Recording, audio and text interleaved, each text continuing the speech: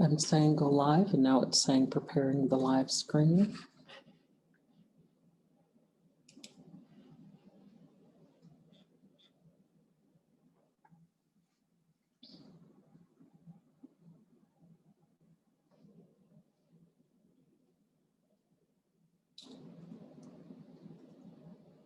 I'm saying go live, and now it's saying. Good morning, everyone. Hello and welcome to the evaluation meetings for the Washington Wildlife and Recreation Program. I am Marguerite Austin, and I work for Washington State's Recreation and Conservation Office. Local governments and nonprofit organizations are requesting funds to purchase easements and protect forest land in their communities. So today we have a team of evaluators. Our evaluators represent local agencies, state agencies, as well as interested citizen members who are familiar with forest land protection, and they will be scoring and ranking projects. Evaluators will make their applicants will make their presentations. Evaluators will score those projects. The governor and the legislature will consider funding these projects during the 2021 legislative session. You may visit our website at rco.wa.gov to learn more about the conservation grants that we offer. Thank you for joining us today. We are ready to begin with our first presentation. So with that, I am going to make sure I pull up your presentation first.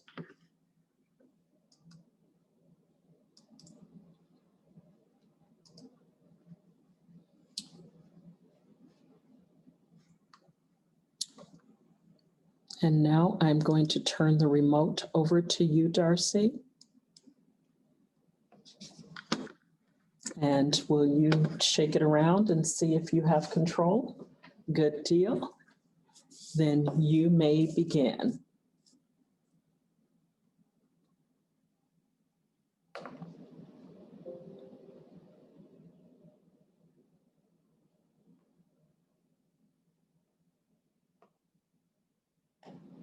So Darcy. There we go, got it, sorry.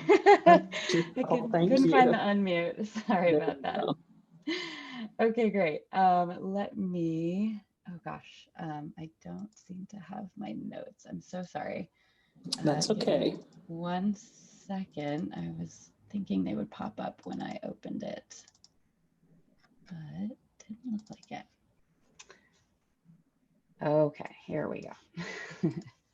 All right, good morning, everyone. Sorry for that. My name is Darcy Hughes, and I'm the Director of Conservation Transactions at Forterra, and I'm happy to talk to you today about our Little Skookum Inlet Forest Land Protection Phase 2 project. So this property is located in, we're proposing to acquire a conservation easement along the southern shore of Little Skookum Inlet in Mason County. The property is located approximately halfway between Shelton and Olympia on US Highway 101. The total project, Phase 1 and Phase 2, is 756 acres with over 2 miles of shoreline. Phase 1 is 645 acres and is expected to close in Q3, maybe Q4 of 2020. And that consists of 9,560 feet of shoreline and is about 85% of the total property. Phase 2, here in yellow, is 111 acres of forest and riparian habitat, including 1,880 feet of shoreline on Little Skookum Inlet, and that's about 15% of the total property. The property is actively managed by Port Blakely Tree Farms, the landowner, for forest products. So the goal of this project is to acquire a working forest land conservation easement to permanently protect the subject property from conversion to non-open space uses by extinguishing the development rights. 100 acres of upland forest will continue to be available for active timber harvest and management, keeping working forests and jobs in Mason County. The easement will also expand existing buffers on the marine shoreline and fish-bearing streams to 150 feet, permanently protecting the property's ecosystem and habitat benefits. Preventing development on the entire property eliminates the possibility of damages to water quality and salmon habitat associated with residential development and allows continued forestry on the property. In terms of the viability of this site, the property is actively managed by Port Blakely Tree Farms for Forest Products and has generated multiple rotations of timber over several generations. This property has helped to supply local mills with family wage jobs throughout South Puget Sound and the Olympic Peninsula regions. This is one of Port Blakely's more productive properties given its high site class and proximity to local mills. Thus, it's no surprise that the property's been in the family's ownership for over 155 years, since the mid-1800s. The property is an exclusively temperate coniferous forest. Tree species on site include western red cedar, Douglas fir, western hemlock, Pacific madrona, big leaf maple, along with western white pine, ponderosa pine, red alder, incense cedar, coast redwood, and port orchard cedar. The understory here is also healthy with sword fern, devil's club, salal, and other native species. Tree ages on the property range from 2 years in recently harvested areas up to 53 years. In the riparian and shoreline buffers, tree ages range from 41 up to 85 years. Port Blakely tries to manage the property on longer rotations, typically between 60 and 65 years, depending on the needs of the site. These longer rotations are not required under any regulatory framework. One question the committee had during the technical review was if those longer rotations could be included in the easement language. And unfortunately, due to an uptick in root rot, Port Blakely has been having to harvest on shorter rotations. Also, fewer and fewer local mills are equipped to handle larger trees. Thus, longer rotations cannot be guaranteed into the future. So in order to make sure Port Blakely can continue to manage the property as a productive working forest, they requested we not include those longer rotations in the easement so they can have flexibility when necessary. The property has, again, traditionally been managed as a Douglas fir tree farm, but Port Blakely has been diversifying the forest with species like red cedar and red alder, which are resistant to the effects of root rot. In addition, in areas that have been prone to drought, western white pine or ponderosa pine has been planted. Areas that have been or will be planted with cedar species will be monitored for damage due to deer and elk browse, and many have been tubed or fenced to reduce such damage. This map depicts the property site classes, which are roughly 70% site class 2, which is all of this, and 30% site class 3 down here. Given the size of this property, its site class and proximity to local mills in Shelton, Centralia, Aberdeen, and elsewhere, it generates sufficient income to continue to be managed as a working forest. On the Phase 2 property, approximately 100 acres will be available for timber harvest, and approximately 11 acres will remain in the riparian and shoreline buffer.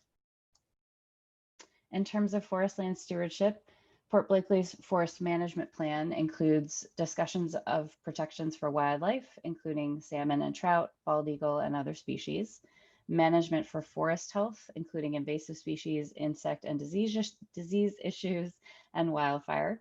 Port Blakely has certified this site as following Sustainable Forestry Initiatives, or SFI certification. The forest management plan is not yet approved. Forterra and Port Blakely are working on the stewardship plan, which will actually be included in the forest management plan. Once that is figured out, Port Blakely will then submit the whole forest management plan to DNR for approval. In addition, Port Blakely also corrected all fish passage barriers on the property itself. We also conducted a site visit, Forterra conducted a site visit at the end of July and determined that the culverts under Camilchi Point Road are approximately 6 feet tall and 8 feet wide and appear to be passable. Cutthroat trout fry were present in pools both upstream and downstream of the culverts. According to the Squaxin Island tribe, the property's management as a working forest provides significantly better ecological benefits for salmonids than developed areas, as there's less input from impervious surfaces, septics, and lawns that contribute to poor water quality. In addition to the Squaxin Island tribe, local shellfish growers support this approach as protecting the adjacent forested uplands to ensure the water quality remains viable for shellfish production. Forterra brings over 30 years of experience in conservation transactions, having conserved nearly 250,000 acres, and we have extensive stewardship and easement enforcement experience of more than 25,000 acres of land and easements that we own. Forterra will be the holder of this easement. We will monitor the property and enforce the easement to ensure the conservation values are protected. The green on this map represents the expanded buffers along the shoreline and fish-bearing streams. The buffers will be at 150 feet under the conservation easement, which meets Mason County's critical areas ordinance and is wider than what is required under forest practices, which is generally 50 feet to 90 feet. These wider buffers increase protections for fish and shellfish habitat and water quality, as well as provides resilience to impacts from climate change, such as sea level rise. In addition, Forterra will include in the easement notice requirement from Port Blakely when they plan to harvest, which will allow Forterra's lands manager to visit the property to ensure the buffers are the correct size and are maintained during the harvest operations. Port Blakely has been a strong partner in this project and has already honored the expanded buffers, even though the easement has yet to be purchased. A conservation easement will guarantee that their stewardship practices will continue. The property is zoned for rural development. The phase 2 property itself is all zoned all R5. The long-term vision of this property is for housing, not forestry. The entire peninsula is actually zoned this way, which would have a substantial impact on Totten and Skookum inlets if it's built up to its zoning potential. There has been substantial conversion around the subject property over the past 20 years, which poses the greatest threat to the property's viability as a working forest. This map depicts structures in the proximity of the subject property, the majority of which are single-family residences. And this is what we're trying to prevent here. Port Blakely has developed plans for conversion of the property should they ever decide to go that route. This subdivision, known as Port Blakely Communities, shows where the landowner can develop multiple waterfront lots and upland homes. On the phase 2 property alone, that would be up to 13 homes. If this conversion scenario were to play out, it would eliminate the possibility of sustainable forest management on the property and would have significant stormwater, septic, and invasive species inputs into the environment. In regards to community values, the property provides forest products for multiple local mills and export yards in the region. These mills are milling timbers, creating plywood, wood chips, hardwood veneer, and other products. These facilities are located in Olympia, Centralia, Shelton, and Aberdeen. In addition, Mason County Code calls for maintaining and enhancing natural resource-based industries, including productive timber industries, encouraging the conservation of productive forest lands, and discourages incompatible uses. The property is listed as Totten Inlet Priority Nearshore Site number 13 in the South Sound Recovery Plan. The project is also aligned with the RIA 14 Salmon Habitat Protection and Restoration Plan, which identifies the protection of nearshore habitats as critical to the survival of salmonids in RIA 14, and that shorelines throughout RIA 14 are under tremendous pressure from development, and many have been developed, impacting the functionality of the habitat. Little Skookum Inlet and the subject property are also top priorities for conservation under the Puget Sound Nearshore Ecosystem Restoration Project, or PSNERP, which prioritizes protections where the fewest shoreline alterations exist, as well as where tidal flow is intact. This map shows the inlet and the subject property are identified in dark blue as Protect High under this objective. Similarly, the PSNERP has also identified the beaches on the subject property as priority for protection due to them being unarmored and providing high quality habitat for a variety of salmonids, shellfish, and avian species. In terms of community support, first, it's important to acknowledge that the property is on the traditional lands of the Squaxin Island tribe, the people of the water. The Squaxin have gathered food, resources, and lived in this vicinity since time immemorial. Over the last 7 years, Forterra has done a lot of outreach on this project between conversations with the Squaxin Island tribe, the county commission, shellfish growers, and local landowners. Squaxin Island Tribal Council has expressed unanimous support for this project, as well as the Mason County Commission, We also secured a letter of support from the Pacific Coast Shellfish Growers Association and have the support of more than 20 neighbors in the vicinity of the property. Regarding multiple benefits, this property is in close proximity to the Skookum Inlet Natural Area Preserve, located on the opposite side of the inlet here. The property provides important habitat for a variety of wildlife species, including bald eagle, as well as purple martin. There was a nest over here as recently as 2014.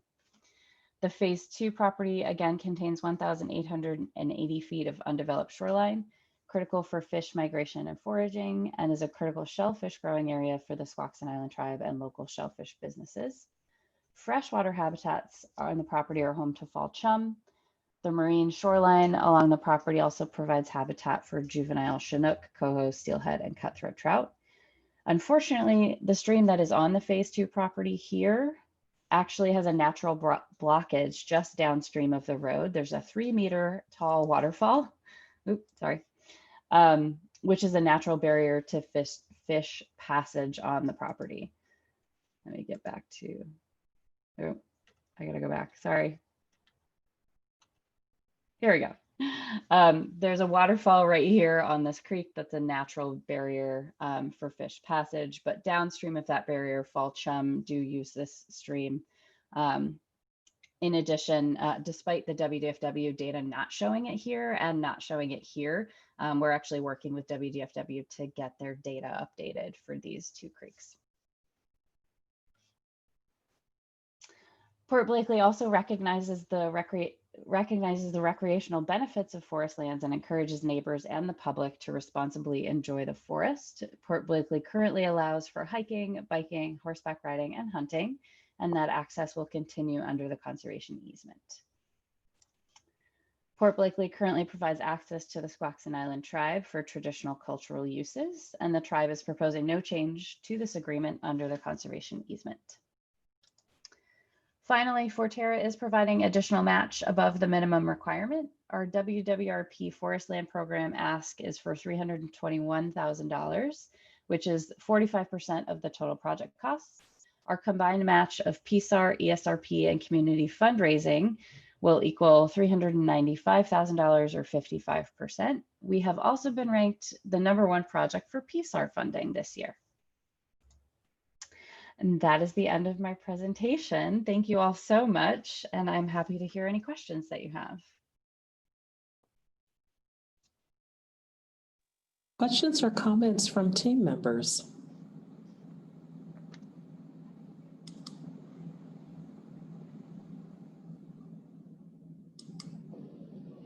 Stephen, it looks like you might have a question.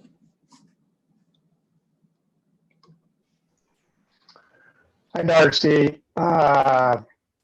Just get your, just politely correct you in that the minimums for forest practices in that area for Site 3 is a lot larger than what you said. And okay. So but if it's a no-cut buffer, that certainly is, depending on whether it's stocked or overstocked, is definitely beyond forest practices. Okay, great. And I will make sure that it's cleared. So these are not going to be strictly no-cut buffers. They're going to be, there will be cutting allowed in the buffers only for forest health purposes. So that was something I think I had corrected in here from the previous presentation was, I think I had erroneously said no cut when in fact they would allow some selective thinning if necessary, just for forest health purposes only. But thank you for that correction on the buffers. That makes sense. Thank you. Yeah. Any other comments, Steve?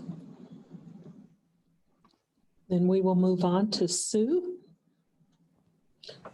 Hi, I had a question about the tribe agreement or acquiescence, I guess, in that you talk a lot about it, but there's nothing backing that up. I mean, I'm not doubting your word or anything like that, but I would like to have seen documentation, a letter of support from the tribe. saying that they go along with this? Yeah, and I had asked the tribe for a letter. I had actually gone back in our files from when we had originally started this project. I think the county commission had provided a letter in 2016, and I thought the tribe had back then as well. And I wasn't able to find an actual letter, but I did confirm with my contact at the tribe that they do support this project. And I have an email I could probably upload to Prism if that would be helpful. I just didn't get a formal letter from them.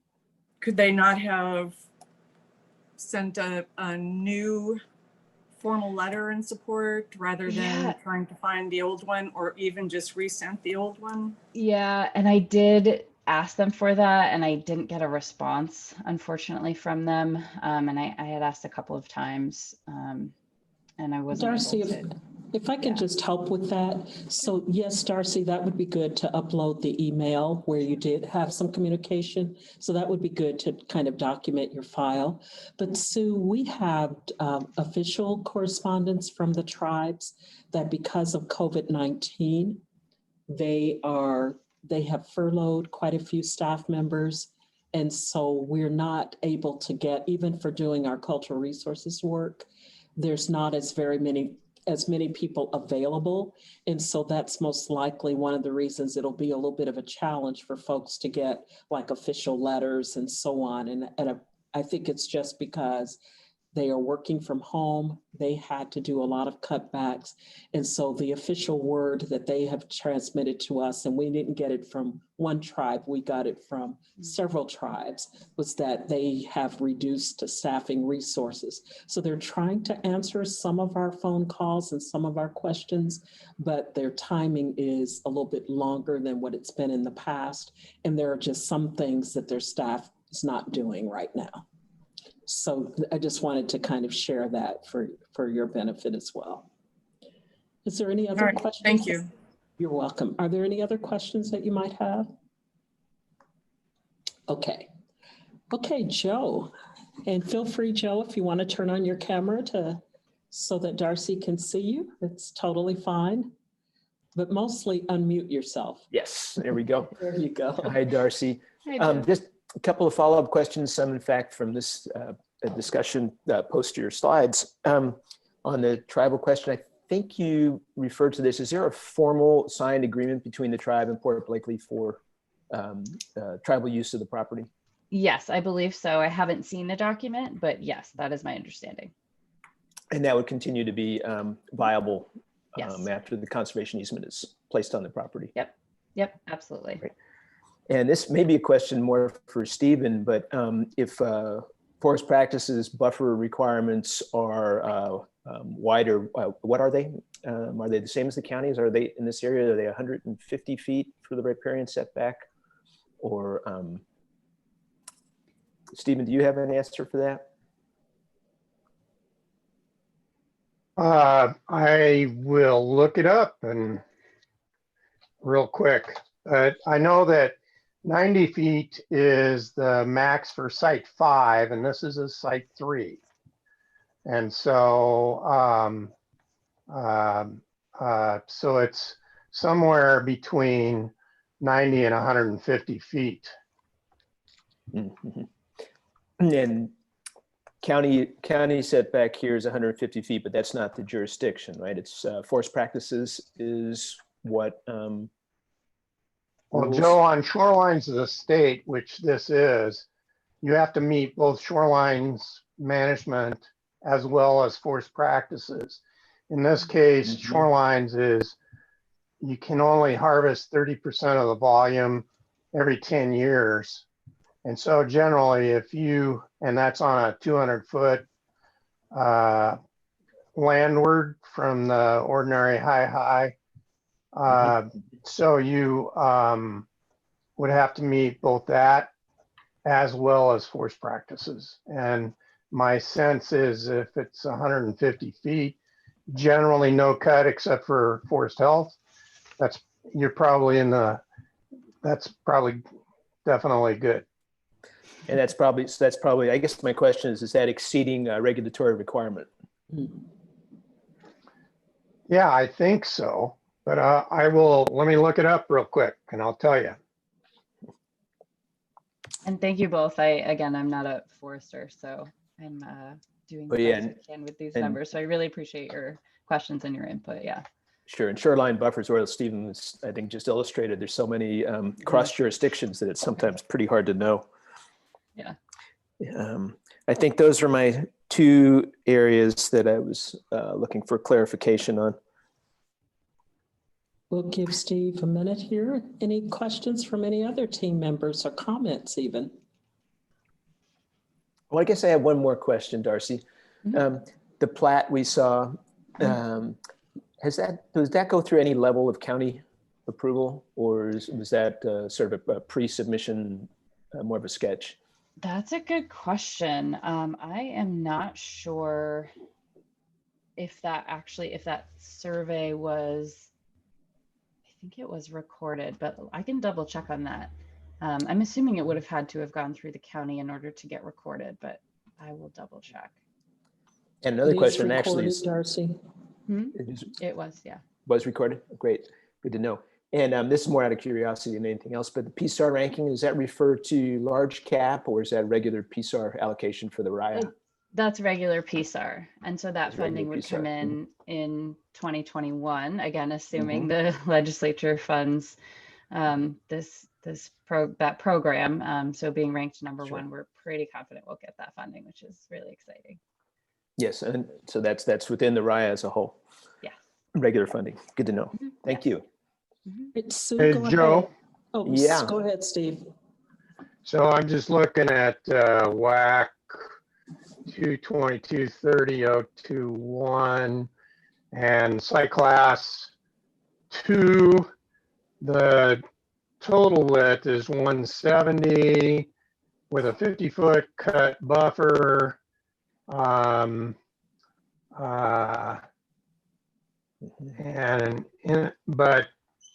I'll just tell you that's a managed buffer. And so the inner zone is 128. And then you have 10 trees per acre outside of that 128. So it's probably could be considered easily a little bit more than forest practices, depending on how far out they had to get 10 trees per acre on the outer zone, because they usually pack those up against the inner zone. Great, thanks, Stephen, appreciate that. Not a problem. Thank you. Sue, you have a follow-up question? I do. Do you know how much collaboration there is between Port Blakely and the tribe as far as timber harvesting and other management options and actions? You know, that's a good question. I'm not sure. I know that when my colleague Jordan Rash was working on this project, he started this project 7 or so years ago. He did work with the Squaxin Island tribe on helping develop what would go into the conservation easement, like these expanded buffers. Whether or not Port Blakely and the tribe work together themselves outside of this project, I'm not sure, or if their agreement, the formal agreement that they have, is says anything beyond access for the tribe. I'm not sure. I can ask my contact at Port Blakely or try to reach out to the tribe to see what, if any, kind of influence the tribe might have on Port Blakely's management of the property. That's a good question. Okay, thank you. Yeah. Any other questions or comments? Well, thank you very much, Darcy. Thank you all so much. I really appreciate it. Team members, you've just finished your first project and we are ready to move on to our next project proposal. And that proposal is from Whatcom County, I believe. I'm going to pull their presentation up.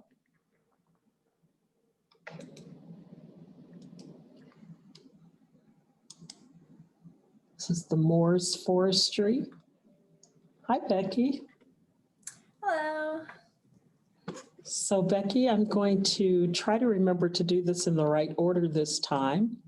which means I'm going to pull the mouse here and just make sure I get it to the right screen. And I am going to turn off my video and then turn controls over to you. So here we go. And do I have to double click? No, you will only need to click once, but I'm going to give you Okay. the control and then we're going to test it first to make sure that you can use it. So I'm setting the mouse aside. Let me get it onto that screen. And now see if you can control it. Do you see the little arrows down at the bottom? Or just click and try double clicking, yeah. And then see, can you go Okay. back? Great. Thank you. Well, thank you. And I'm going to start the clock and you may begin. Hello, my name is Becky Snyder from Visenkerka, and I work for Whatcom County. Today, I'm excited to present to you project number 20-1585, which is an application for forest land preservation. This application is to acquire a forestry conservation easement on the Moores property. The acquisition will remove 7 development rights and protect 36 acres of forest land in Whatcom County. Whatcom County is situated in northwestern Washington. The eastern 2/3 of the county are federal lands, as marked in green on this map. The area in yellow is under Whatcom County jurisdiction. And of this area, most of it is dedicated to forestry and agricultural uses. According to the US Census, Whatcom County's population has increased by 14% in the last decade. Our largest city, Bellingham, is one of the fastest growing small cities in the nation. The Moores property is situated northeast of Bellingham in Anderson Creek watershed. This watershed includes a large number of working lands which face increasing development pressure. On this map, the Moores property is highlighted in yellow, and you can see its position in the headwaters of Anderson Creek watershed. Whatcom County's Purchase of Development Rights program has purchased 2 agricultural conservation easements in Anderson watershed. These 2 easements are highlighted with the black hash and are in about the middle of the map. Our program is also working with 8 other applicants to protect forest land and farmland in this area. Those applications are highlighted in the red hash. The Moores property, which is outlined in yellow, is situated close to lands that are also protected by zoning. The light green on the map is rural forestry zoning, which offers some limited protection against residential development. Only 1 home is allowed per 20 acres. And then the dark green on the map is commercial forestry, and no residential development is allowed in these areas. And then also the yellow on the map is our agricultural zone, which also has limited development allowed. The Moores property is bordered by Anderson Creek on 2 sides. It includes roughly 17 acres of riparian habitat and steep slopes, and about 19 acres of upland. And there is currently no development on this property.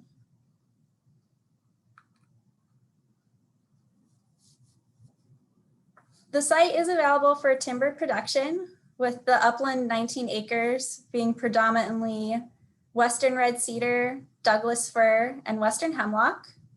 Other tree species include red alder and bigleaf maple. The riparian area is predominantly deciduous species. The average diameter of trees varies from 6 to 30 inches. And the family selectively harvests every 2 to 3 years. Again, the proposed conserved area is 36 acres, which is the entire parcel. And roughly 19.5 acres does not have harvest restrictions. And I have outlined this area with the green, and then the yellow is the whole property And the restrictions I'm talking about are due to Anderson Creek and the steep slopes along Anderson Creek. And the easement will cover the entire 36-acre parcel. The Morris family are stewards of their forest. The property is classified as designated forest land. The Morris family has discussed management practices with Washington Department of Natural Resources staff, and their past harvests have been uneven aged and salvage, harvesting 100,000 board feet, and they leave 100 trees remaining per acre for reforestation.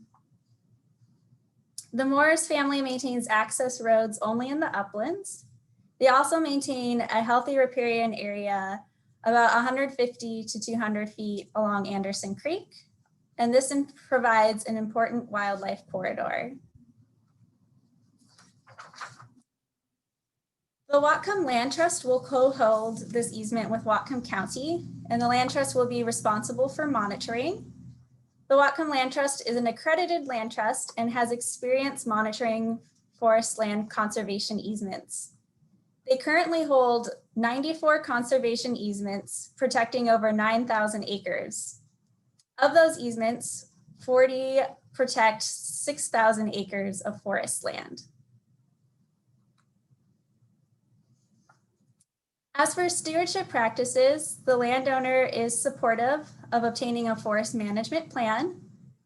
The conservation easement will require that this plan be followed.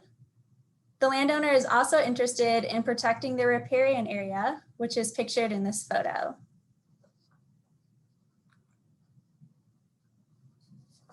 Well, this property is located near to commercial forestry and rural forestry zone land.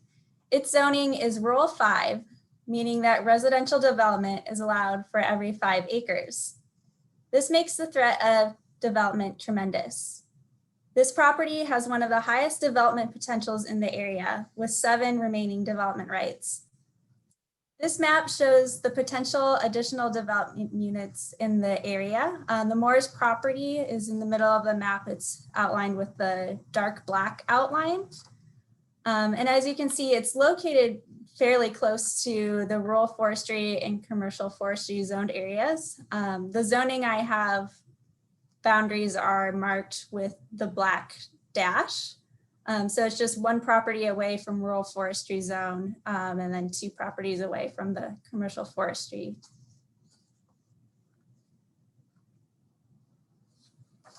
In order to better protect forest land, Whatcom County expanded its purchase of development rights program in 2018. The program initially focused on farmland preservation, and it now includes preserving working forest lands and important ecosystem areas. The 6 core values of the program are agriculture, forests, ecosystems, water, climate resilience, and open space. One goal stated in Whatcom County's comprehensive plan is to support natural resource-based industries such as forestry. Protection of this property assists in supporting this industry and supports the local timber economy.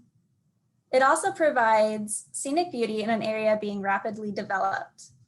In addition, it provides fish and wildlife habitat and improved water quality. This map here shows the rural forestry and commercial forestry zoning in Whatcom County, and the Morris property is marked by the red star.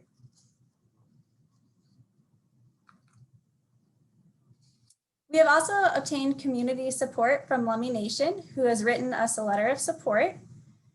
They support the protection of shared natural resources and are leaders of conservation. In addition to protecting a working forest land, this conservation easement will help protect key fish and wildlife habitat. Coho, chum, and steelhead have been documented in the section of Anderson Creek. This map shows documented coho spawning in red and documented coho presence in blue. The conservation easement will prohibit uses that are detrimental to fish and wildlife habitat, including mining and exporting materials, off-road motor vehicles except for forestry use, easements for utility lines, and dumping. Thank you for your time and consideration. At this time, are there any questions?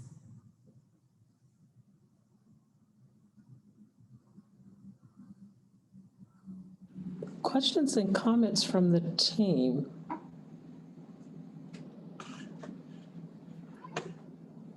So Becky, did you, go ahead, Joe. Oh, hi, Becky. Thanks for your presentation. I had a question about purchase and development rights program is one question. And as you cited it, and I think it was to show that this property supports the values in the PDR program. Has there been any attempt to apply the PDR program to this property to enter the development rights in the PDR program? Yeah, that's this program is this property is an applicant in the PDR program, and I'm our county council would prefer that we receive matching funds to support an acquisition. So then we're only using conservation futures funds for half, and so I'm actively working with them to provide that 50% matching funds to purchase it through this program. Okay, great. I'm sorry if I missed that during your presentation. I guess the other question is the family has described as sustainable forestry practices, and you said they're interested in including a management plan. I assume that's incorporated into the conservation easement. Have the terms been defined in any way? The precise terms? No precise terms have been defined at this time. Okay. On the surrounding properties, it's zoned 5 development units per acre. Is that right? Mm-hmm. R5. And I couldn't quite tell, are the surrounding properties actually developed? Some of them are and some of them aren't. There's actually the property directly to the east is also an applicant to the PDR program. So I'm also working with them to get funding for purchasing an easement and removing those development rights. So it's kind of a mixture of developed land, but generally the area like to the east between where the property is and the rural forestry and commercial zoning starts, it's not fully developed there. So we're working on preserving and protecting that area. Great, thank you. Great. Sue, it looks like you have a question or two. I don't know if well, I was curious about how this project came about as far as their relationship between the family and Whatcom County and what, and I guess this goes to their management, their willingness to continue that. Do you know the history of that relationship? Of their application to our program? So they applied to the program before I managed it, but my understanding is they heard about the program. We advertise it and try to get landowners interested, and they contacted the county and submitted an application about a year and a half ago, and expressed interest in removing the development rights and preserving it as a working forest land. Okay, good. Thank you. Stephen? Hi, Becky. I'm Stephen. I wanted a clarification because I'm confused and maybe I just didn't listen closely enough. You're requesting a conservation easement on this property, but you're dependent on a county process to actually extinguish the development rights. Is that correct? That's correct. So the program we have utilizes the county's conservation futures funds. And so in order to proceed with purchasing an easement, we require county council approval. And county council has given approval for me to apply for grant funding for this project. So at this point, they have not approved the purchasing of the easement. It's kind of contingent on securing additional grant funding first. Okay, any other questions? Marguerite, I do have a question. Go ahead, Gretchen. Becky, thanks for the presentation. Appreciate that. You mentioned it a little bit, but apologies, I think I missed some of the details. But could you just help remind me the voluntary practices that are maybe kind of beyond sort of what is required by the landowner? Can you speak to that a little bit in more detail for me? Yeah, mainly it's focusing on preserving the buffer along Anderson Creek, because that area has not been harvested or disturbed in any way and is very pristine. And in areas it's between 150 and 200 feet of a buffer along the creek. Okay, thanks for that. Any other questions or comments?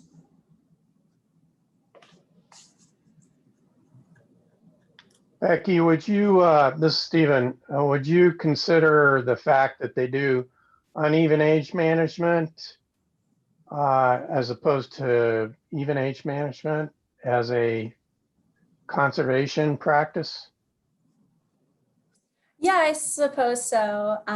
So I don't have a strong forestry background, so I apologize. It is hard for me to exactly answer that question. But yeah, from that standpoint, the uneven aged, it seems like the way that they have been managing it, it adds an additional conservation benefit by having various age stands of trees on the property.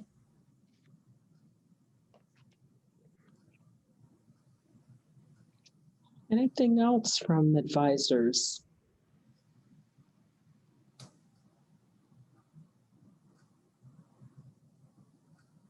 Hearing no other questions, Becky, thank you very much. We appreciate you being here and participating, and we hope to be able to share the results on maybe sometime early next week. If not, we might be able to share them as early as Friday. So thank you. Great, thank you so much.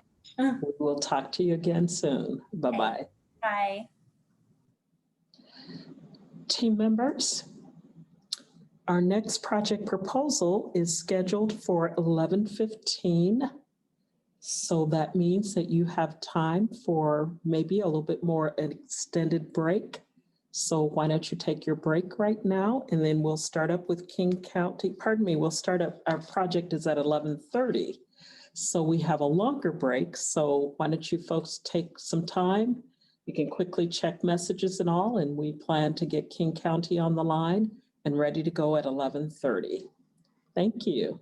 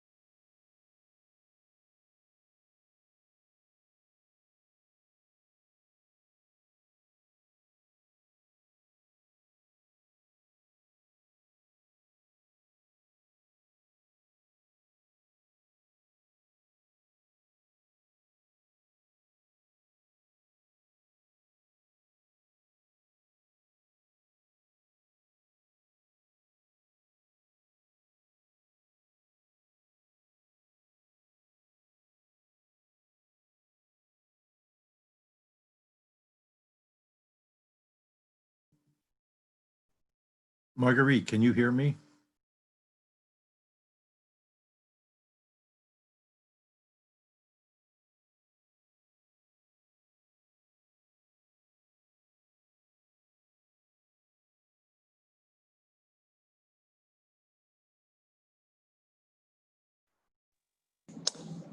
Hey, Dave. This is Kyle Guzlis at RCO. Marguerite just stepped out, but yes, I could hear you loud and clear.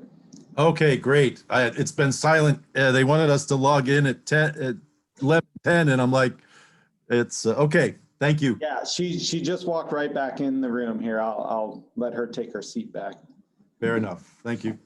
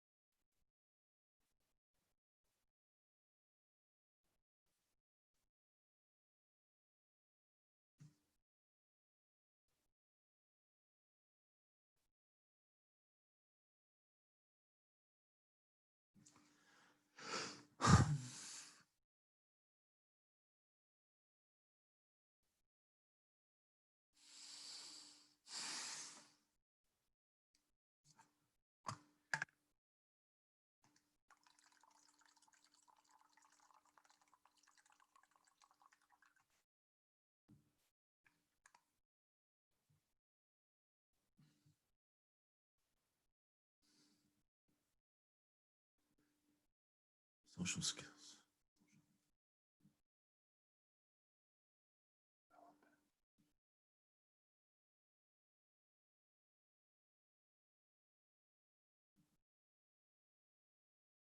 Social skills.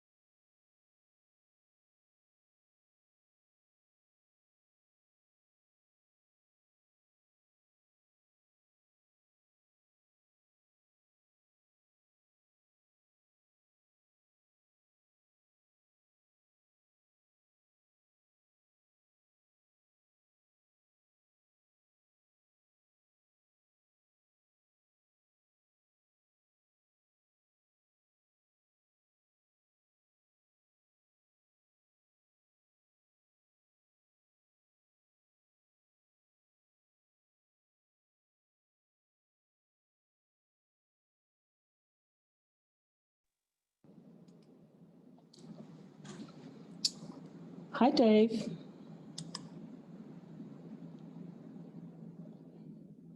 I'm going to send you something to ask you to unmute because I muted you because we could all hear you talking. All right. There Can you you hear me? go. Can you hear me now? You. I can. How All right. are We you? ought to do a TV commercial. We should. Can you hear me now? So everybody has gone for a break. Okay. And we are going to start up here in just a couple minutes. And I'm sorry I didn't have my break slide. I didn't remember that I needed to attach some music to it. So we were listening to music here in the office. You folks just couldn't hear it. So I'll fix that before my next session goes on here. Marguerite, I have a question. Can I use my mouse as a pointer? Yes, you can. So we're going to test it out right now. Okay. I'm going to pull up the PowerPoint presentation here. Just give me a moment. I'm closing down. I had several things open, so I'm going to close this one. And then I'm going to start this one up.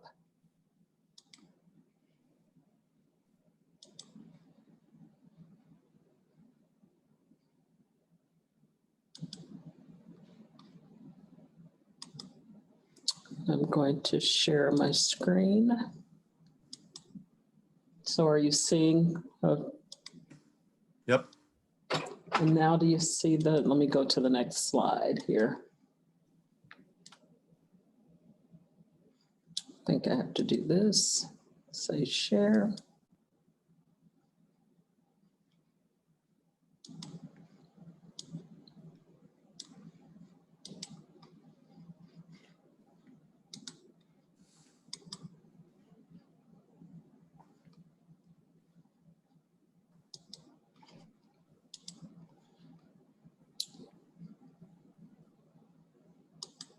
And just to make sure we have everything working the way we want it to work, what I'm going to do is I'm going to turn over controls to you. Okay. And then we'll test it all out here in just a moment.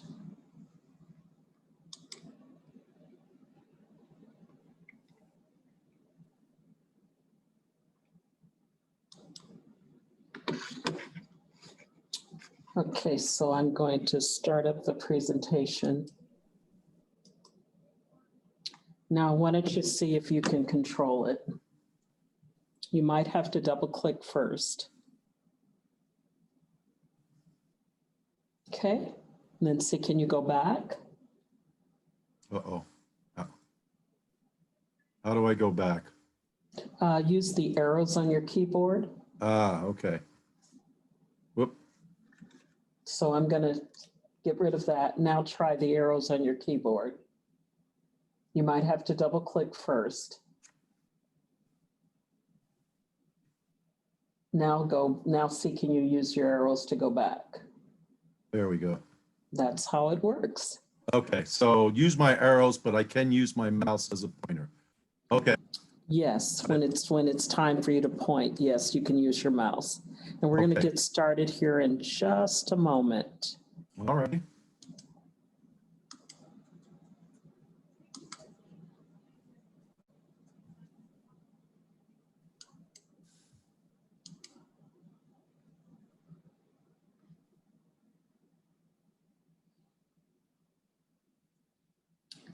Team members, I hope everyone has made it back. It's time for us to get started. And I have now turned the controls over to Dave from King County. And Dave, why don't you double click just to make sure you have the controls again? Okay. Great. And I'm going to borrow this for just a moment because my little videos aren't showing here. I just hit my panel. I am going to stop my video. And now, Dave, see if it will let you move the slides.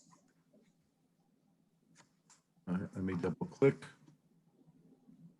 Awesome. Yep, let me go back. Great. Okay, I think we're And good to I'm go. going to start the clock and you may begin. All right, thank you very much, Marguerite. Happy Monday morning, everybody. Thank you for allowing me to present today. I'm David Kimmett with King County Parks. I'm part of our open space team.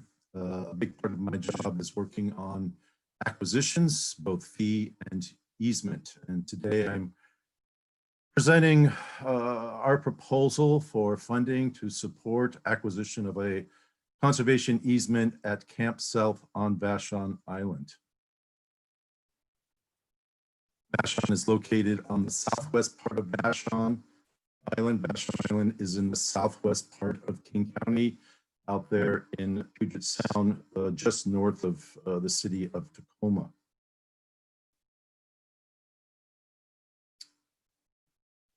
There's a little close version of its location.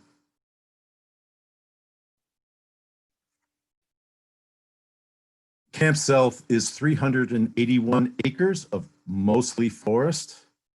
It is owned and managed by Campfire of Central Puget Sound. Campfire is a national organization that promotes youth and team development through outdoor education and outdoor recreation. They strive to build social and leadership skills for teens in the greater Puget Sound area. Vashon Island, 37 square miles. There are 3 major public landowners. We are the largest. There's Vashon Park District and the Vashon Maury Island Land Trust. We own lands in fee and manage them, and we also own conservation easements. Camp South is the second largest private landholding on Vashon, second to the Misty Isle Farm. Our 2 largest landholdings are Island Center Forest and Dockton Forest. All are part of these 2 sites were formerly state trust lands. We manage part of each of these sites as working forests. And here is the project site. This is the easement footprint that we are pursuing with Camp South.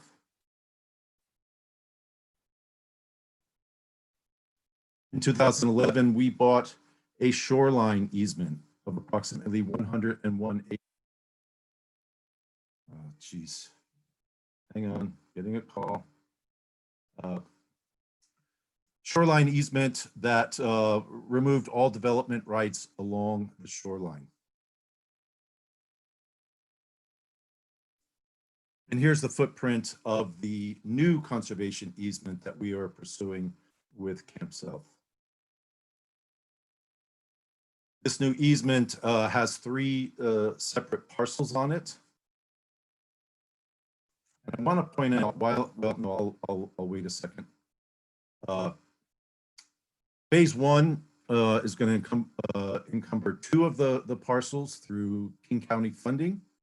And then phase 2, the largest parcel, we are seeking help from the Forestland Preservation Program to help us acquire that 230 acres of easement. And while I have this up here, you can see what I did. I just realized I forgot to call this out in my presentation. Where my mouse is, right here, here, and here. There, and there. That is owned by the Mankey timber family. That's about 110 acres of forest adjacent to Camp South. I forgot to sort of call that out, but Mankey, they will come up later in my presentation. And there's the footprint of the entire camp. It has two fish-bearing streams, cutthroat trout. There are no known salmonids that use the streams. The largest of the stream, the southern stream, has a significant blockage at the lower end of the stream.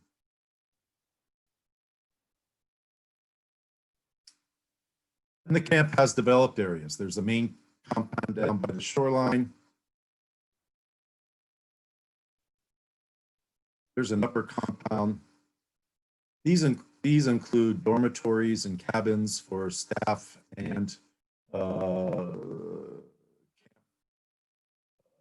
campers. There's one of the cabins right there. And there are remote cabins. Camp South has an extensive trail network. These remote cabins are used for overnights by campers and are accessible by foot only. Viability of the site. Camp South has a forest management plan, which was completed in 2018. This plan is in my PRISM application, so you can go there and open it up and read it. It lays out a long-term active management for the site.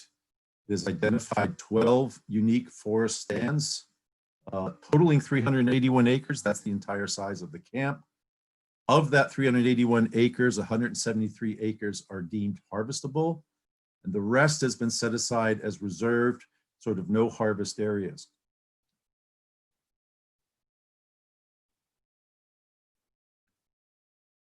These are the 12 stands, and I've highlighted in green the 2 stand units that are set aside as reserve areas. You can also see the predominant species mix, mostly Douglas fir, and in some of the stands, a significant hardwood component. But 10 of the stands they've identified can be actively managed.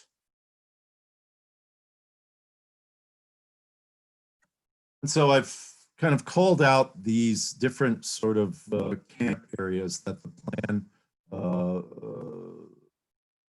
identifies. Of course, we have our conservation easement, which under the forest management plan, the entire easement in orange is considered a reserved area. The new easement would protect an additional 83 acres of reserve area identified in green. And then I've called out about 24 acres of developed camp area. Now the reserve areas were set aside because of steep and unstable slopes.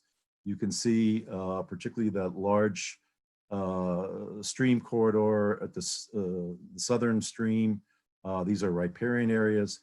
And then there are sort of forested wetlands throughout these areas that are being protected as well. This leaves 173 acres that can be actively managed, and this is all covered under the new easement.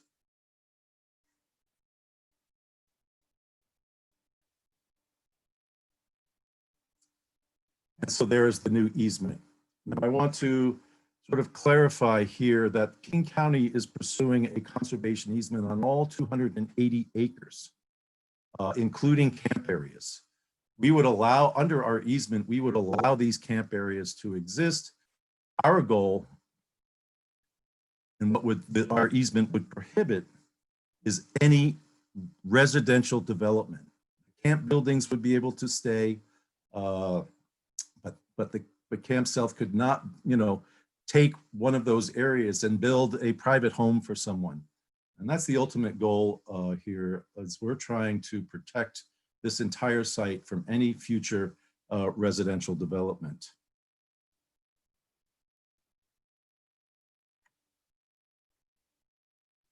So what would be covered under this grant that we're seeking would be the reserve areas in green and the managed area for harvest.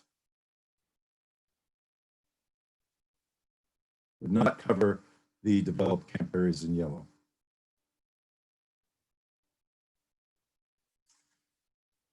Forestland stewardship. Now, last year, Camp South conducted a harvest on unit number 3, circled in red. This unit was called out in the plan because of its laminated root rot. And so they did a pretty significant harvest to try to control that while still sort of capitalizing on the merchantable value of those trees. They harvested about 269,000 board feet. And all of that timber went to two mills, one in Tacoma and one in Sumner. These are owned by that very same Mankey family. These are the Mankey sawmills in Tacoma and Sumner. And both of these mills are less than 25 miles away from Vashon. Tacoma is quite close to Vashon. And here's a little graphic, some pictures of that harvest last year.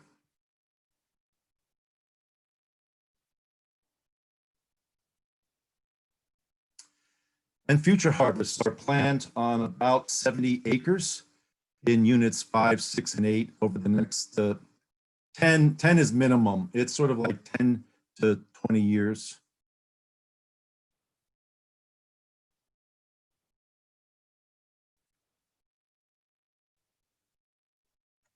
Camp South is certified by the Forest Stewardship Council. One of the things that they do that above and beyond a sort of traditional forest practices harvest permit that complies with the FSC guidelines is they keep their harvest areas small, small patch cuts. They've made a long-term goal to introduce a diverse conifer species to promote biodiversity.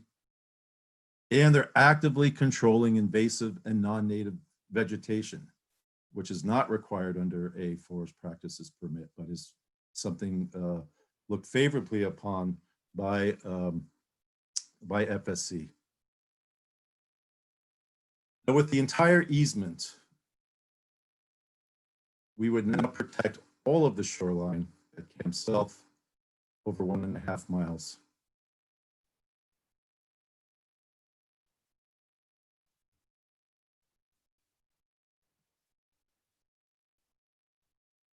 We are a regional agency that manages over 30,000 acres of public parks and forest open space. Part of that 30,000 acres are working forest. Frog Forest is just up the road from Camp South. It's our newest working forest. It's about, that's one I actively work on to acquire. And we're up to about 140 acres.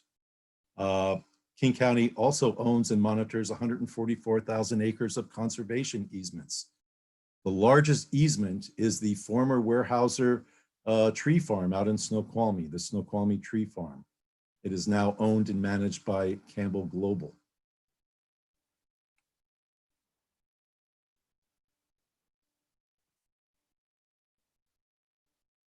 So we have multiple programs in King County that would help with the site through monitoring, streams, invasive plant control, volunteer programs, and we have, of course, we have a forest stewardship program that can help Camp South with any of their decision-making and site analysis.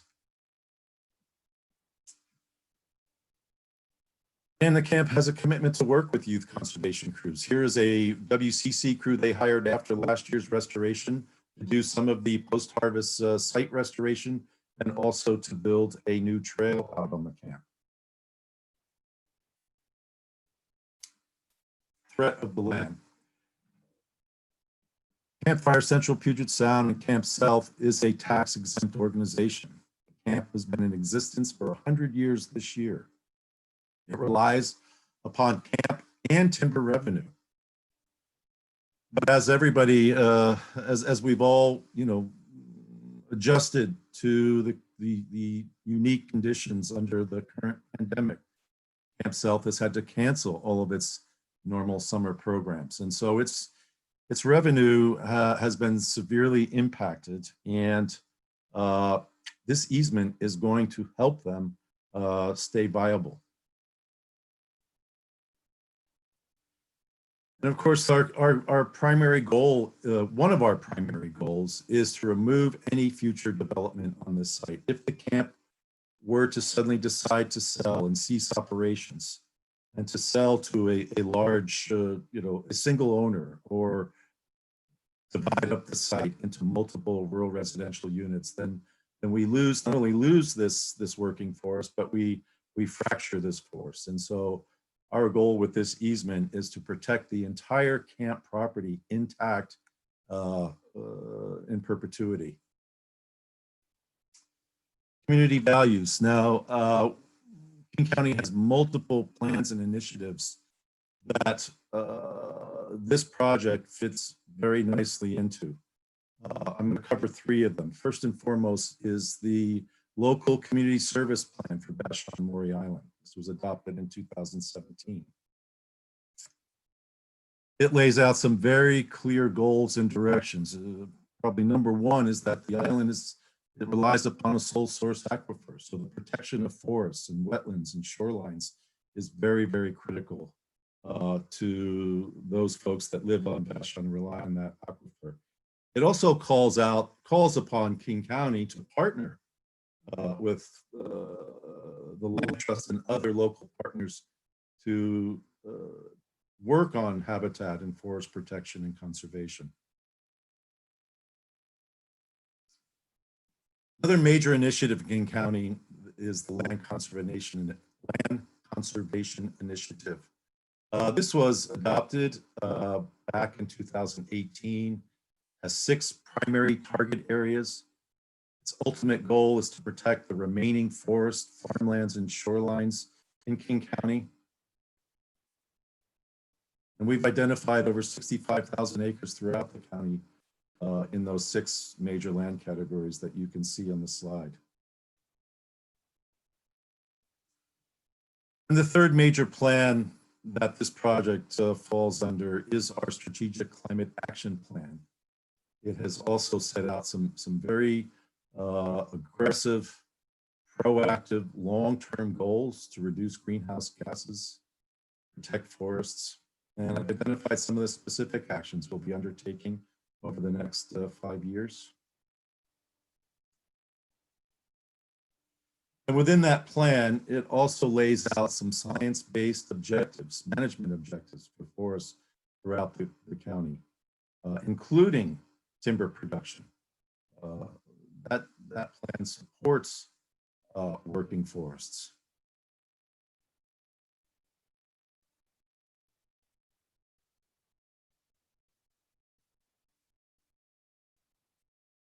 Community support. We have a lot of partners on Vashon.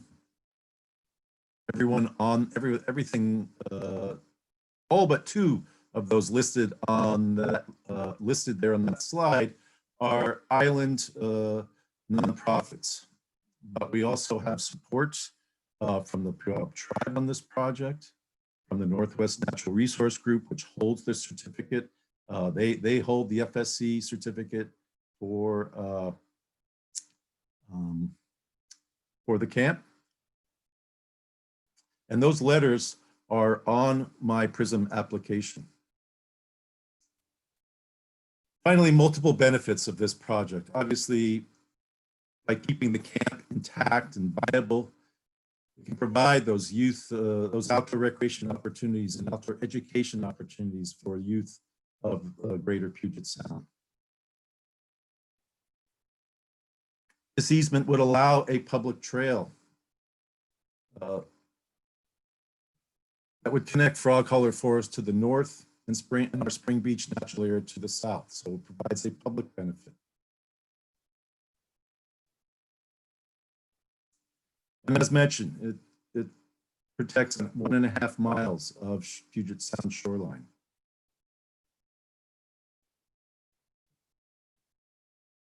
And finally, and what's really critical to this proposal and to our seeking forest preservation grant funds is this easement will protect the largest private working forest on Vashon.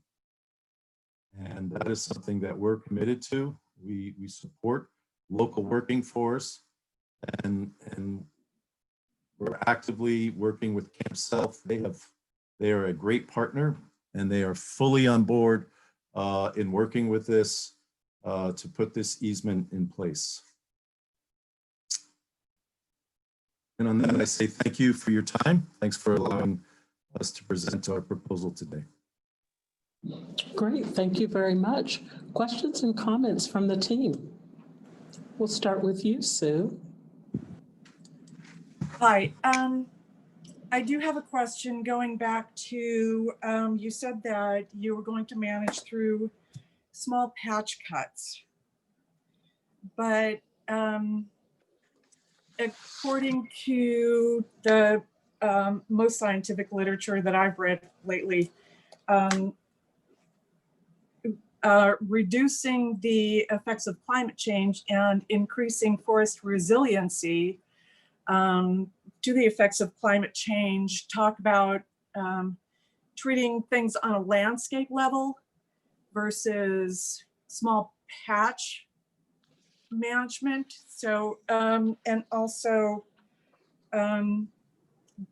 does small patch cuts or do small patch cuts align with your goal of your long-term goal of future climate management?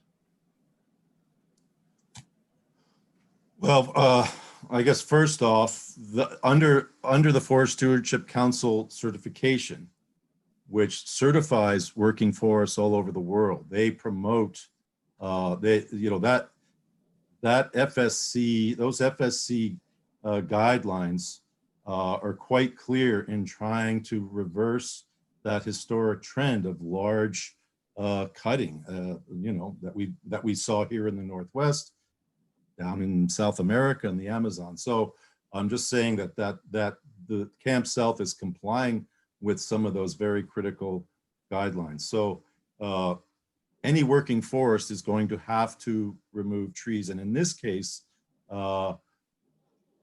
camp, like a lot of areas of mature second growth Douglas fir, are faced with laminated root rot. And so the goal of these patch cuts, and we do the same thing, though we don't quite have the laminated root rot, but we are still using patch cuts to try to promote biodiversity by removing small areas and then planting mixed species. So I guess I would support that idea of introducing mixed species into this sort of larger landscape. Well, and I understand it in that sense of the management aspect of it, as far as removing the laminated root rot and the introduction of a diverse species. And I was thinking long term as far as harvesting in the sense of a large harvest business and profit wise, and sustainability as far as producing receipts for that timber to help support the camp and such. So there's so as far as the receipts and looking to those receipts for support, how is that going to be managed? Are you going to be relying on the small patch cuts for relying on timber receipts? Yes, I mean, the plan certainly calls for that, though, again, this first and foremost, their revenue comes from their camp programs. But the forest supports all of the activities of the camp. You know, it's a very interesting camp that the forest is what makes the camp so unique, and therefore a healthy forest is integral to camp operations. And I think it's a very unique organization in that they recognize the value of a healthy forest and also a sustainable forest. And as we know, in any sustainability model, there is an economic component to maintain that sustainability. So, introducing harvest components to this is why they put that plan together, and why they're probably not going to do another cut for five or more years. It's not like they're in there cutting every year. And if you look at the plan, it first and foremost addresses the health of the forest. Those are their sort of primary needs, because that forest, again, it's integral to if they have no forest, they have no camp. And so it is a gorgeous forest, and their goal is to promote long-term forest health and viability. At the same time, they also see the value of deriving harvest in, revenue, timber income off of that. Well, so again, sustainability model addresses social and economic and ecological goals. And I think that's their goal as well. All right, thank you. Thank you, Sue. Stephen, I think you are next.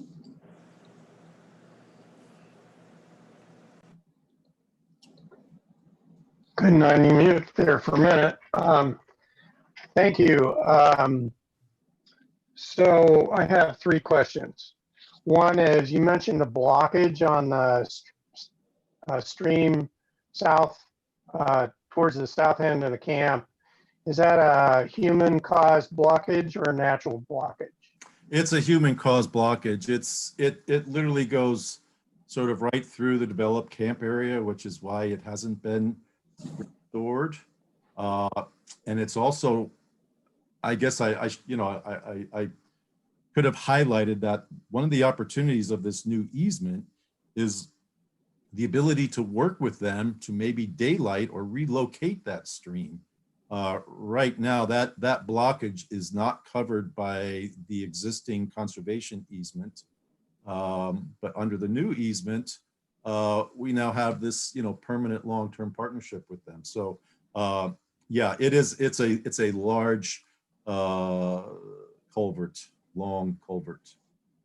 So am I hearing you say that if this conservation easement goes through, there will be an effort between King County and the camp to resolve the blockage? I would say that it allows us to work with them on that. I can't say that we've made any commitment to that yet, and we haven't talked in our discussions to date on the easement. We haven't identified that as a specific project, but I'm sure, I know that I've talked to the camp director. They would be open to a long-term project and partnering with us. And we have multiple, we have a significant salmon restoration program here in King County. But we do large salmon habitat projects, both on Vashon and in all of our major river corridors. So Dave, we have just about run out of time on this project. So Steve, you have one more question, and be very succinct, both of. Yeah, I'm sorry, but I didn't read the forest management plan, and I was just wondering if there was road maintenance abandonment plan included in there. And second, I'm assuming that since you've identified the developed areas on the camp, that the camp won't be able to develop beyond those boundaries. Yes, that's our goal. That's right. So yes, the plan does address the roads, and you can see that there. Yes, there's a significant chapter on the roads, and yes, our goal is to sort of keep the camp activities within those identified camp areas under our county easement, but specifically prohibit. And the camp is on board with this. I mean, they have no desire to build private residential homes out there. This just assures that that never happens. Okay, Joe, why don't you ask your question so we can wrap it up?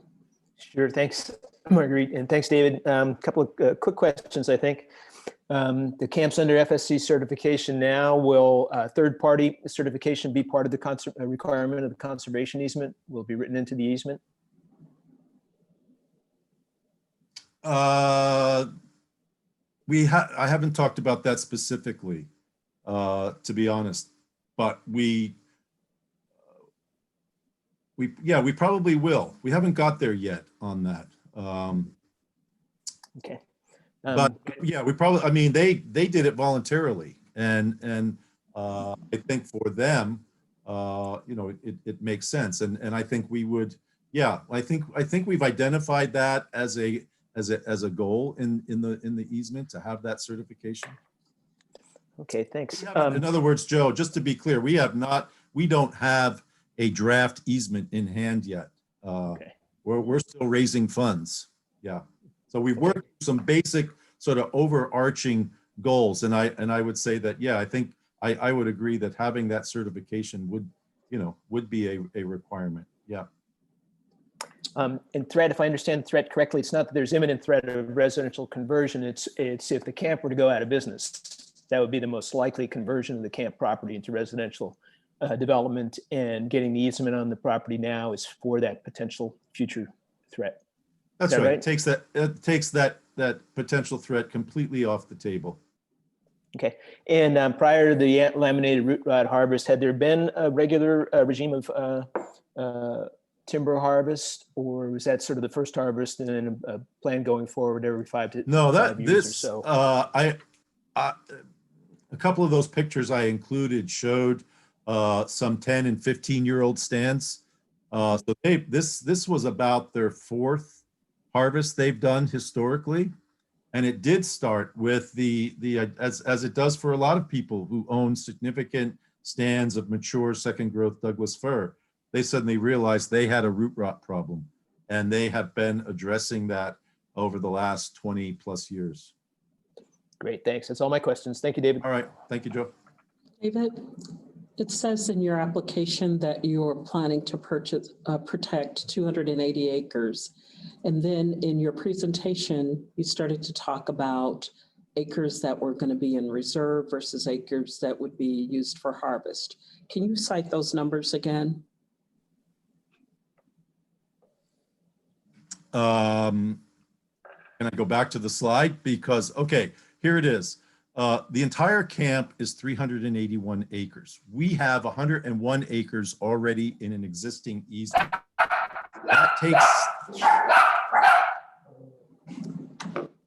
That means the new easement is 281 acres. Okay. The forest that we're seeking. Sorry. The forest land easement would not include, I don't have my slide in front of me, so I'd have to go back to the slide, but it's approximately 173 acres of active managed areas, and 83 acres of reserved areas would be covered under the forest land easement. Thank you. Thank you very much for your presentation. And we may have a couple of questions for you as staff, and we'll make sure we clarify that acreage part with you. So thank you for joining us. We hope to be able to share the results on Friday. Thank you very much, and thank you all. Stay safe. Thank you. Our next project proposal, it's Anderson Forestland. And this one is from Okanagan Land Trust. And Brian, are you presenting this one today? Yes. Can you hear me okay? I can hear you just fine. I'm going to turn off my camera here. And then I'm going to share the remote control with you.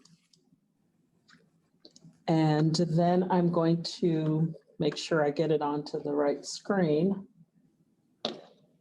Now, why don't you click? You might have to double click to see if you have control and if you can move your slides forward and backwards.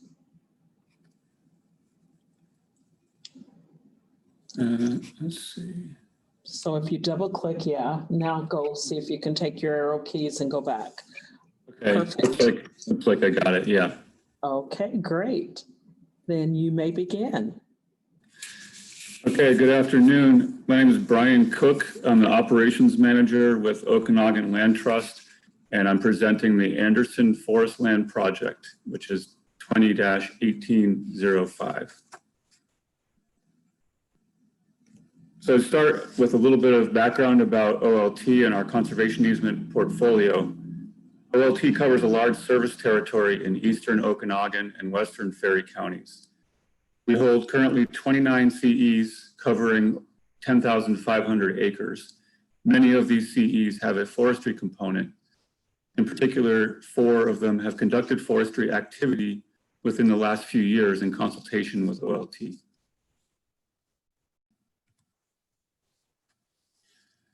The goal of this project is to permanently protect 225 acres of forest land through the forest land preservation and conservation easement process.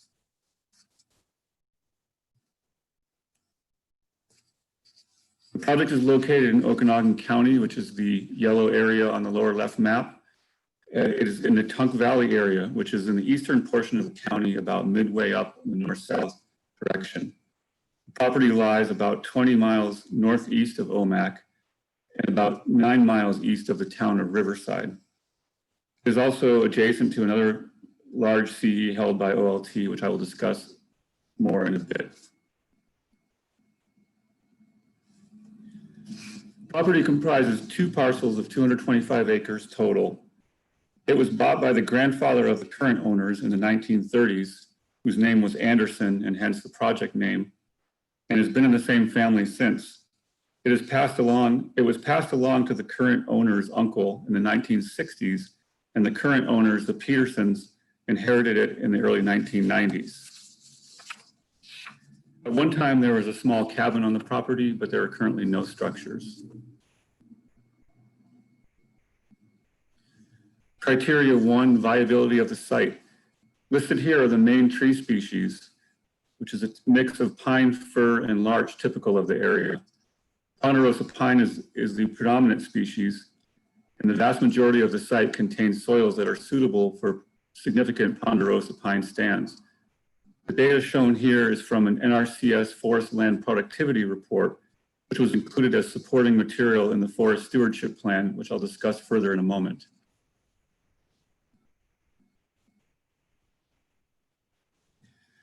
The property is managed for timber harvest every 25 to 35 years.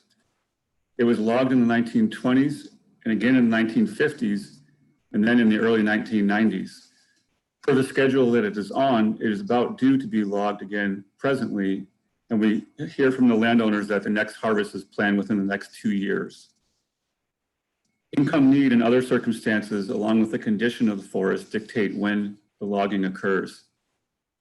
The owners manage the property to log the whole 225 acres at once. However, logging is done in a regimen typical of Eastern Washington forests. Because the Eastern pine is much slower growing, the forest is not clear cut. Instead, trees to harvest are selected for their characteristics, and the stand is left in a favorable state for producing the next harvest. This enables more consistent harvest and better forest health. And the NRCS report that I showed previously uses a base age for the ponderosas as 100 years old. So that gives you an idea that the harvest is done selectively so that each tree is not taken each time there's a harvest. Criteria 2, forest land stewardship. The owners completed a forest stewardship plan in 2009.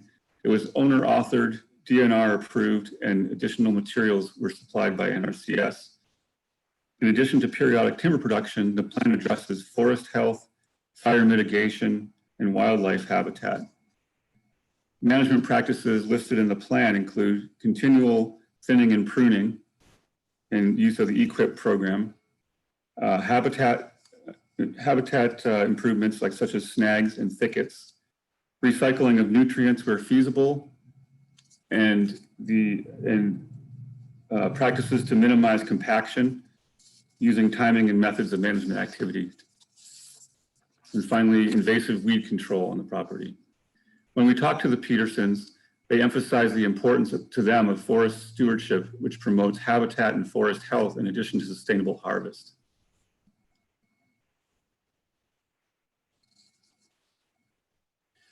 Although this is our first forest land preservation project through RCO, OLT has the capabilities to hold and steward forestry CEs. As mentioned, several of our current CEs have a forestry component and have involved OLT in forest management activities in recent years. In addition, OLT board and committee members have professional experience in forestry, land management, and fish and wildlife management.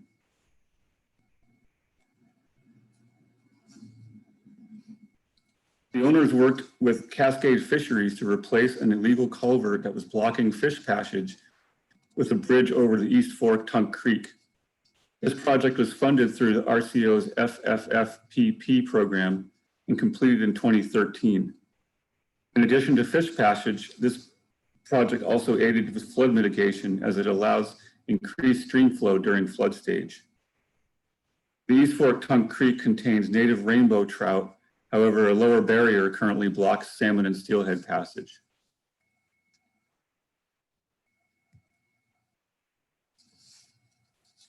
Criteria 3, stewardship practices.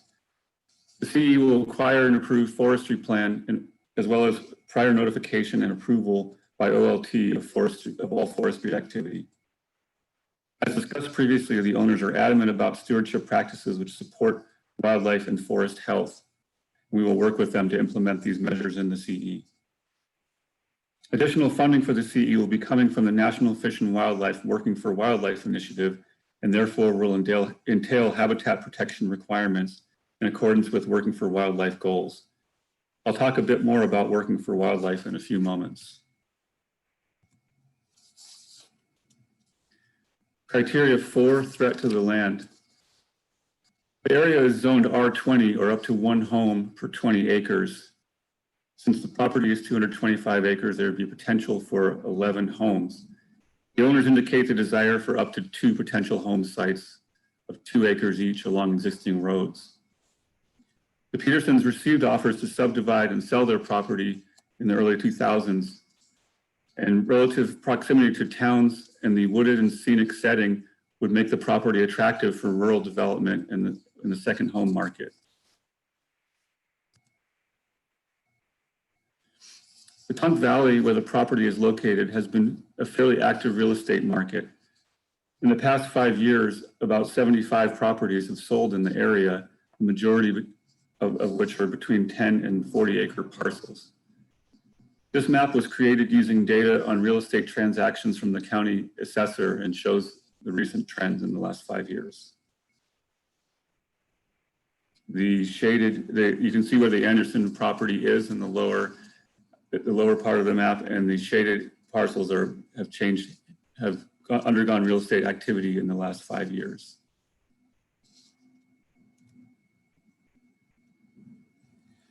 The good news is that the property to the south and west, shown in the previous slide, that was all divided up into 20s, is now protected by means of a 1,400 acre CE held by OLT, which closed in 2019. This CE was partly funded through the NIFWIF Working for Wildlife initiative mentioned earlier. Another smaller CE held by OLT is in close proximity to the northwest, which was also funded partially by Working for Wildlife funding. The proposed CE fits well into the already protected lands, including tribal and state lands, and it would increase the overall protected area. We love to be able to tell this type of story, which involves a diverse set of partners whose combined efforts really increase the scale of conservation outcomes.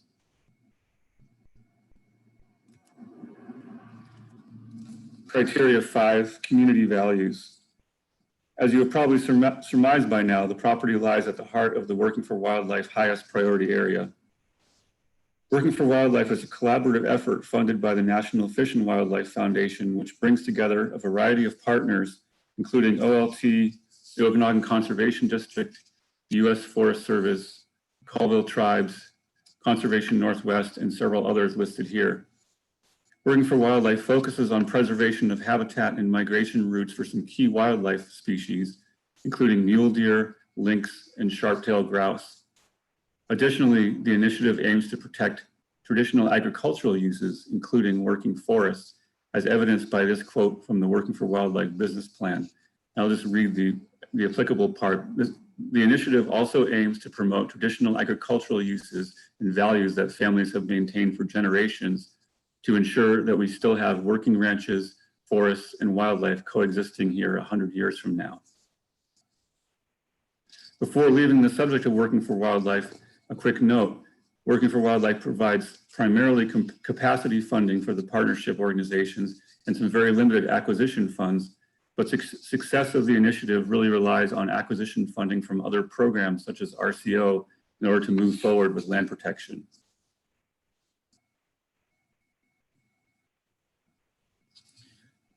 The project is also in concordance with the Okanagan County Comprehensive Plan and the Washington Department of Fish and Wildlife's State Wildlife Action Plan.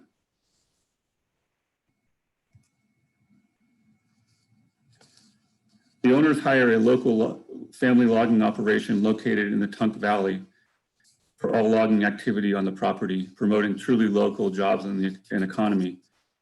Milling is also done by local facilities, including Zoso Lumber out of Oroville and Vaughan Brothers out of Colville.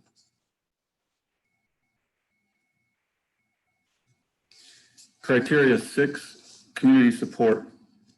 The project has the full support of the Working for Wildlife partners and local landowners, and we've obtained letters of support from the Okanagan Conservation District, Trust for Public Land, Conservation Northwest, and the local landowners, the Sorianos.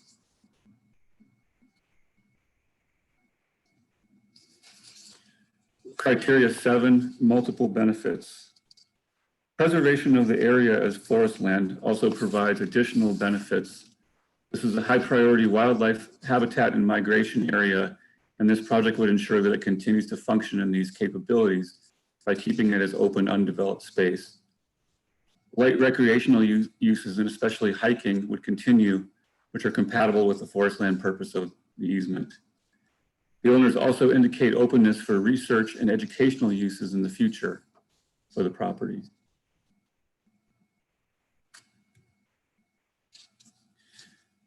I want to thank you for the opportunity to present this project for consideration.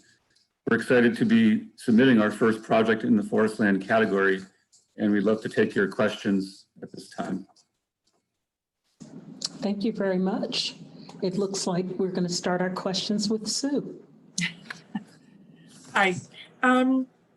As far as I know that the property doesn't directly connect to the tribal lands. And I didn't hear you say that you had a letter of support from the local tribes, but how much collaboration has there been with the local tribes, and how much support do you have from them? We have been in a lot of communication with the tribes, with projects in this area. It's a work in progress for sure. They were involved, or they were had some input in the project that we closed, the 1,400 acre CE as well. We were not able to get a letter of support from them at this time, but our understanding is that they are supportive of these protection efforts. Okay, thank you. Other questions? Go ahead, Stephen. Howdy. Two questions. One is, you said there was a barrier. I assume the barrier down below is on another person's property, and therefore you can't deal with it. Is that correct? Yes. And then you said there was hiking through there. Is that hiking, is there actually a public trail through there? No, just the landowners and their acquaintances in the area and family. Okay, thank you. Thanks. Ryan, are there plans for hiking trails? I don't believe that there are plans for public access at this point. Okay. We haven't had That those was my discussions. question. Yeah, thanks. That was my question. Joe. Thanks, and thanks, Brian. And yes, following up, I guess I had the same question as Stephen and Marguerite. There actually is there's no public recreation plan for the property. Is that right? Not at this time, no. This time. Okay, thanks. And just one other question on forest management. Is there any kind of third-party certification on the land now or planned as part of the easement, such as FSC or SFI or anything else? As the previous presenter said, we don't have the CE drafted yet, and we haven't really discussed that with the landowner. what we have discussed, the forestry plan is a bit out of date, and we would encourage them to update that, to ensure that the management is still, is going to be best practices and everything for the current situation. But we haven't really heard about third-party certification or anything at this time. Okay, great. Thank you. Thanks. Thank you. Stephen, did you have another question? Just a follow up from that. Do you know if these folks are a member of the American Tree Farm System? Because that is one type of third party certification they could claim if so. And if you got a stewardship plan with DNR, there's a good chance you could become certified through ATFS. Okay. Yeah, I don't believe that they are. Your first part of your question was, are they members of that? Well, American Tree Farm System is a certification system, but it's all yes, there is also a membership involved, but they do also certify that you're part of the tree farm system. And it seems to me like this would be a good candidate, and probably they're probably listed as a small forest landowner, and would be probably the easiest way to take care of that. Okay. Sounds like something, Brian, for you to look into. Sounds great. Thank you. Go ahead, Gretchen. You have a question or a comment? Yeah, thanks, Brian, for the presentation. Just to follow up on the development rights piece, I think you said this would essentially extinguish development rights for the potential for 11 homes. But then you mentioned that the landowners maybe had an interest in maintaining 2 parcels of 2 acres each. Could you just, I think I missed a little bit of that. Could you just provide the details on that? Oh, sure. Yeah. Well, the property as a whole is 225 acres, and it's zoned that it could be divided into 20 acre or greater. So that means if it was divided to its full potential, and the 20 acre zoning allows for 1 home site per 20 acres. So that means its greatest potential for development would be 11 homes. The owners, would not be dividing it, of course, and they would like to reserve up to 2 home sites of much smaller, about 2 acres each. So there could potentially be 2 homes eventually on the site. So your question, it might be that maybe more accurately, the project would preserve 9, or would prevent 9 home sites.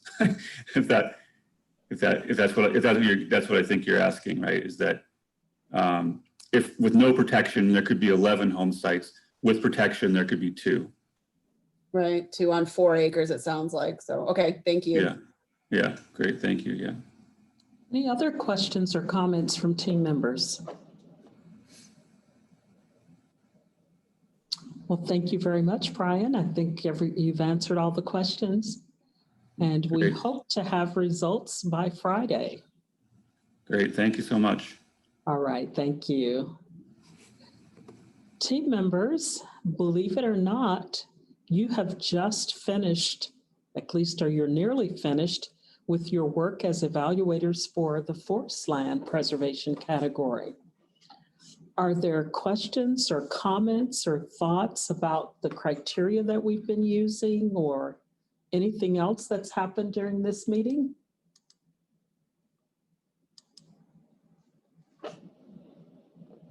This is the time for us to do just a little bit of a wrap up and checking to see if there were any things that popped out at you that we as staff may need to follow through on.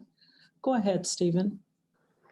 Yeah, the thing that struck me this time, and perhaps we can talk about it at the session on Friday on the debrief, is the actual lack of knowledge of forest management by some of these land trusts. Whether it's just the personnel that are presenting or the land trust as a whole. It's not that what they're trying to do is wrong. It's just, I think it would be, we need to think about that and see if there's some way we can, if they don't have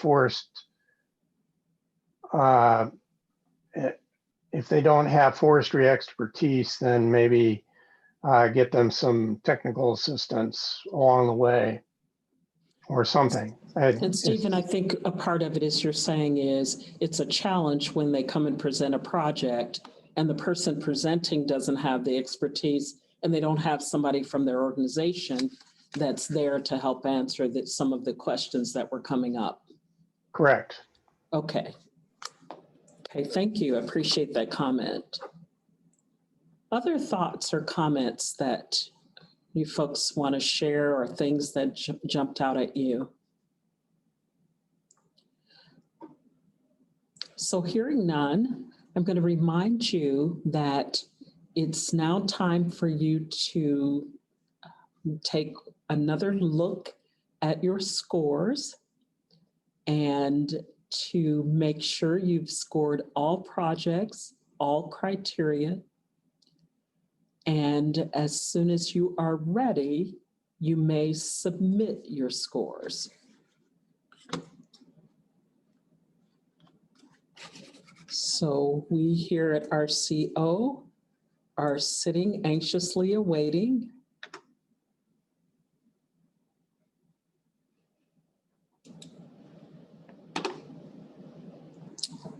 And